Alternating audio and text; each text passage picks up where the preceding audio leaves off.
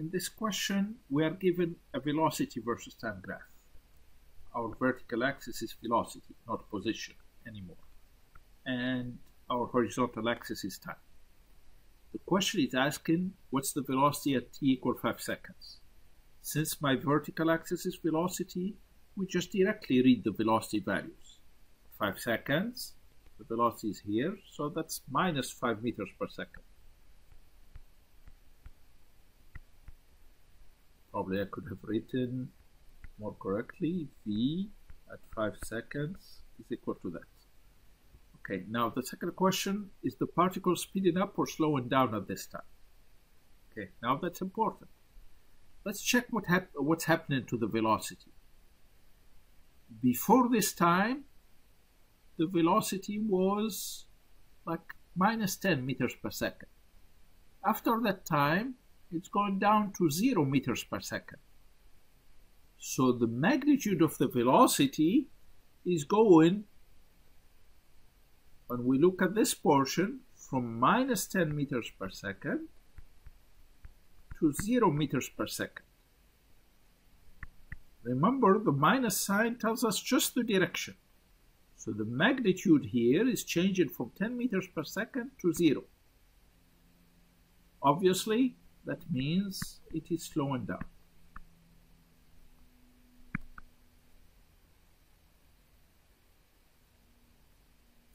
And then the next question is, so this is part B, it is slowing down. Part C, at what times is the velocity not changing?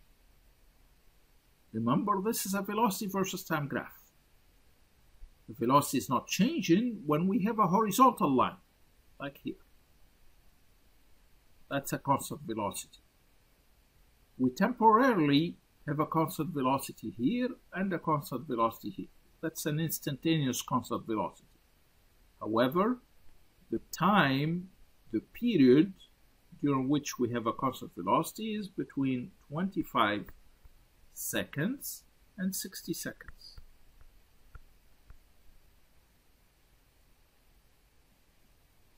And temporarily, we have it at about 78 seconds and at about 112 seconds.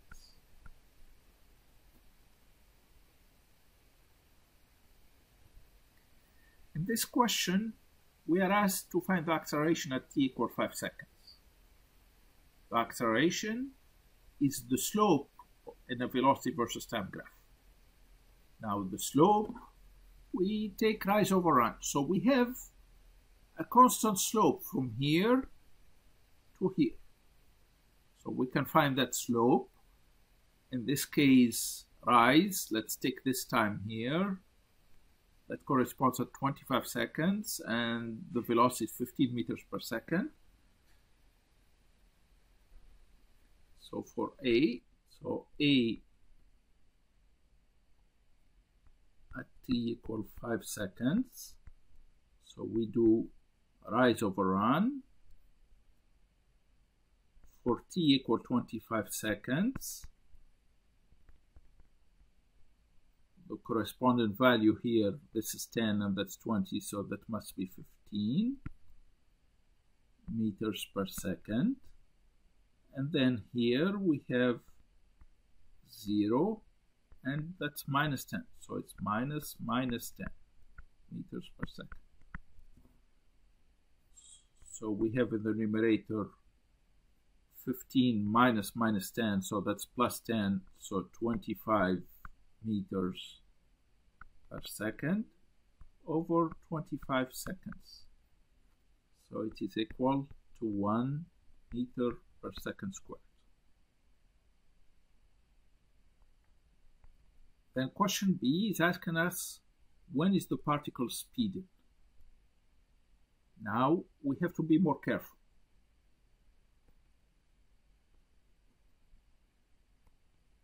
I'm erasing what I have here on the graph. Here we have a negative velocity. And then the negative velocity is decreasing in magnitude till we get a 0. But then we continue with the same acceleration, plus 1 meter per second squared. And the velocity is going to increase till it reaches 15 meters per second. So here my velocity was decreasing, but here it is increasing. So that's one part when my particle was speeded. So that's between 10 seconds and 25 seconds. Let's check if we have other areas. Now from 25 seconds to 60 seconds, my velocity is constant. So there is no increase or decrease in speed. After the 60-second mark, my velocity is decreasing till we reach the 70-second mark, where it becomes 0. So since it is decreasing, the particle is not speeding. However, between the 70-second mark and the about 78-second mark, or 75-second mark, I'm not sure approximately, so between 70 seconds and about 77 seconds, I compromised here. Notice here what's happening to the velocity, the reading values. It's going from 0 to minus 10. So in magnitude, it is increasing from 0 to plus 10. The minus, remember, is just the direction. So in this case, it is also speeding up. Now, let's check other places. What about here? When we start from here, we have a certain velocity, and then it gets smaller to 0, so it is decreasing. So it's not speeding up. But then from here, from t about 98 seconds to about here, which is about 112 seconds, my particle is speeding up since the velocity is increasing.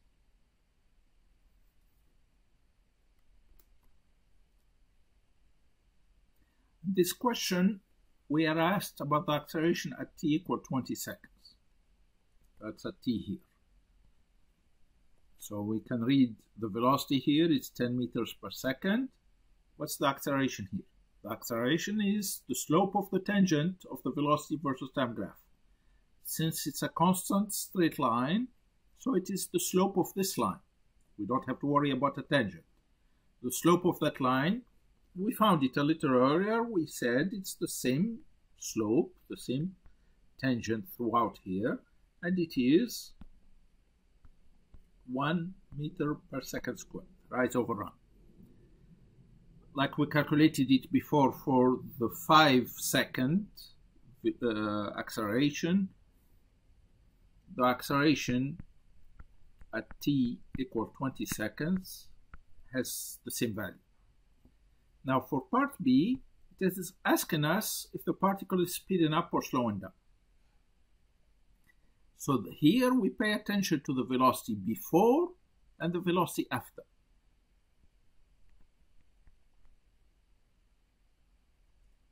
Before the 20-second instant, my velocity was below the 10 meter per second.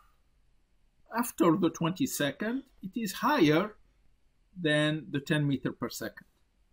So that tells me that the particle is speeding up.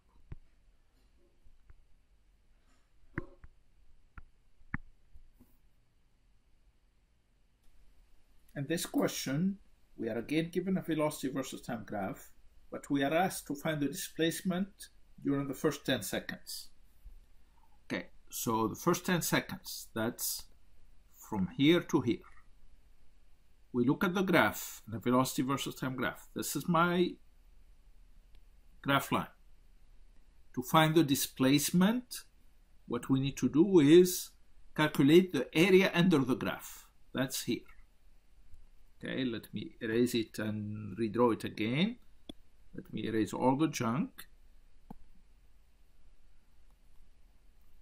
So it is this area here. of that triangle. So what's that area in this case? For a triangle, it's height times base divided by 2. So my base is 10 seconds. So I'm looking for the displacement during the first 10 seconds, from 0 to 10 seconds. That's going to be, we said the base is 10 seconds. The height is minus 10 meters per second, and then divided by 2. 10 times 10 is 100. Second cancels the second. So 100 meters divided by 2, that's 50. So it's minus 50 meters. That's the displacement during that time. Now the second question is, what is the displacement during the first 20 seconds? So we are being asked to find the displacement between 0 and 20 seconds. Notice for part A, we found actually a negative displacement. But let's check here. So they are asking us for the displacement from here all the way to here. Now, we calculated the displacement from 0 to 10 seconds. So we need to add to it the other displacement, which is this area here. What's that area?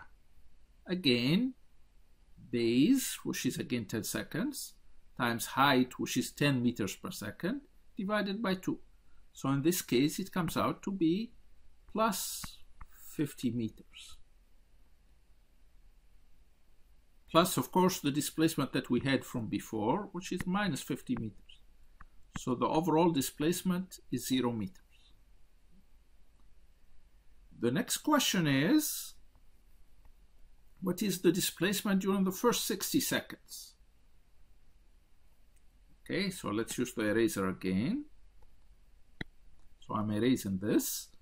I'm keeping that first part since it's negative. So my displacement between 0 to 60 seconds is going to be the displacement from 0 to 10 seconds plus the displacement from 10 seconds to 60 seconds. Okay, and then for this one, I'm going to calculate the area. So what do we have? We have a rectangle here, and we have, let me give it another color, and I have a triangle here. So this displacement is the sum of those two areas. So the first area, the orange one, is going to be, let me first write the minus 50 meters, plus the orange one is going to be base, which is from 10 to 25, so that's 15 seconds. The height is 15 meters per second, divided by 2. And then we need to add the area of the green rectangle, and that's going to be plus the width, which is, we are going from 25 to 60, so that's 35 seconds, times the height, which is 15 meters per second. I just have to add these numbers, which is equal to minus 50 plus 112.5 meters plus 525 meters, which is equal to 588 meters.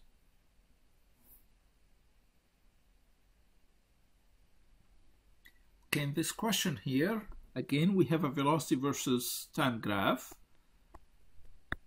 But in this case, we are told that at t equals 0, my particle is at the position plus 20 meters. The question is, what is the position at 5 seconds? Okay. So we are given, we can approach this so many different ways. We have the initial position, the initial, that's given, plus 20 meters. We have the initial velocity,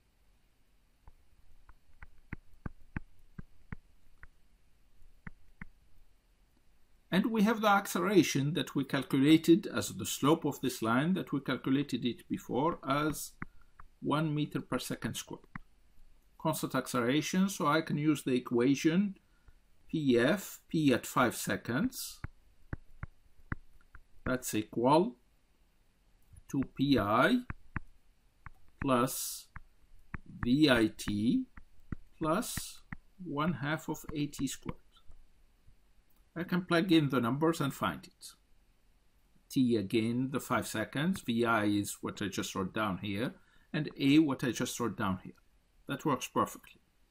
Another way I can approach it using purely graphical calculations.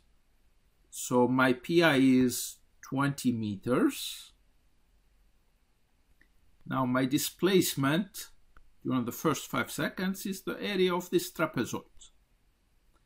So the displacement, which is PF minus PI, it is the area of the trapezoid, which is going to be, base is 5 seconds, and then we need to take the average of the height. So the height is going to be minus 10, that's this height, plus minus 5 over 2, the average of those heights. So this is 5 seconds times minus 15 over 2, so it's minus 7.5 meters per second.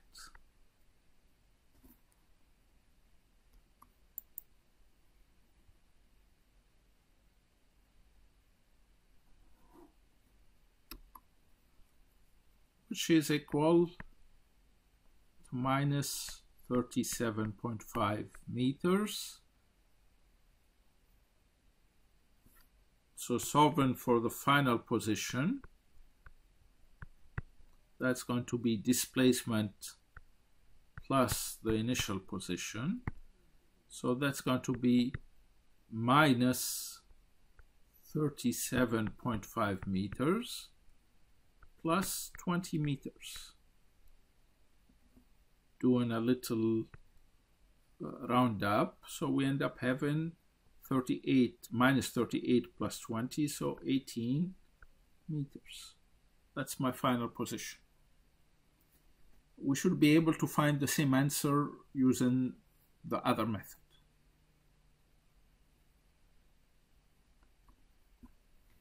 For the second question, for part B, what about the position at 20 seconds?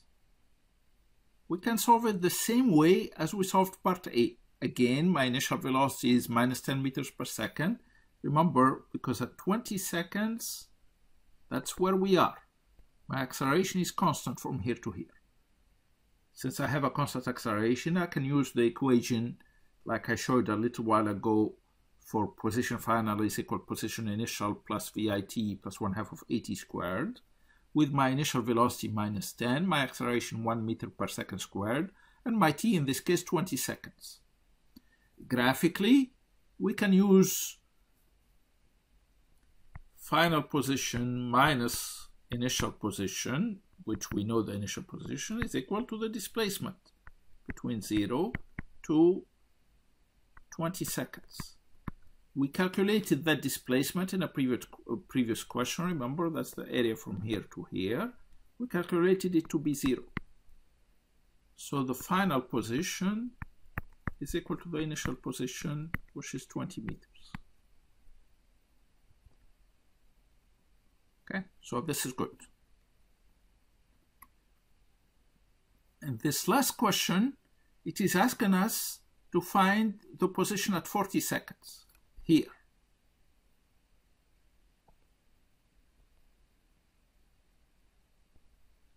Here. Now, from here to here, we don't have a constant acceleration. We cannot use the constant acceleration equations like we used for part A and part B. Like I mentioned, we could use for part A and part B. We have to use the graphical method. Okay, to use the graphical method, again, P final, what we are looking for, P at 40 seconds, minus P initial, which is P at 0 seconds, is going to be equal to the displacement from 0 to 40 seconds. Now the displacement is going to be this displacement that we calculated it before. Base is 10 times height minus 10 divided by 2. So that's minus 50 meters plus, we can take this triangle here, and the base in that case is 15 seconds, and the height is 15 meters per second, and that's divided by 2. And then we need to add the area of this rectangle from here to here, and that's going to be, the width is from 25 to 40, so that's 15 seconds, and the height is 15 meters per second. So we just add these up. It is equal to 288 meters, and then solving for PF, so that's going to be 288 meters plus the initial position, which is 20 meters. So it's going to be 308 meters. That's the final position.